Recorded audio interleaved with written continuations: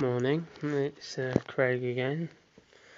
Not doing too well these days. A lot of people are looking at my blogs, so as I said before, maybe this might be one of the last ones, but we'll see how we go. So this is page 4. So where were we? Let's have a look. Rani was still in her own world, with thoughts spiralling within her head, when she turned down a wide corridor being patrolled by 2 security personnel. Both stood about 2.5 meters in height, and they seemed as wide again. "What are you doing in this sector, female? This section is for authorized personnel only." His voice vibrating deeply through his mask. Rani always had wondered if the voices had to sound this way. Was it their design, or a feature supposed to intimidate? Rani's medical curiosity had always wondered what they looked like beneath the body armor. Rani remembered stories as a child saying they had been invaders from the stars. The armor kept them alive.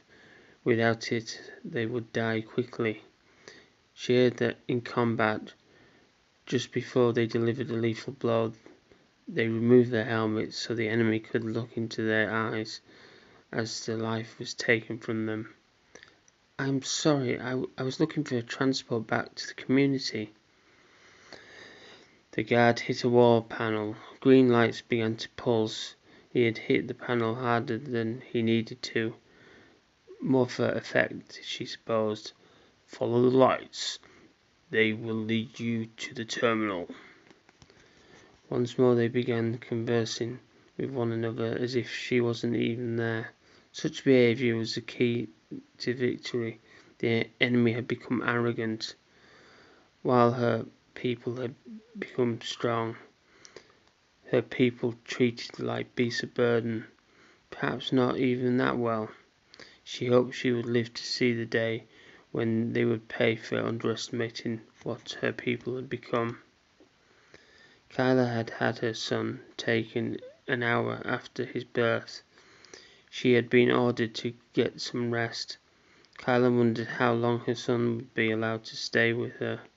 Already she was thinking of a future without him, and with the loss of her mate.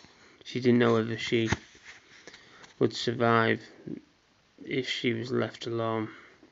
Kyla still worried about her son. Was he normal? She had heard the other young crying as they had come into the world, but her son had not made a sound.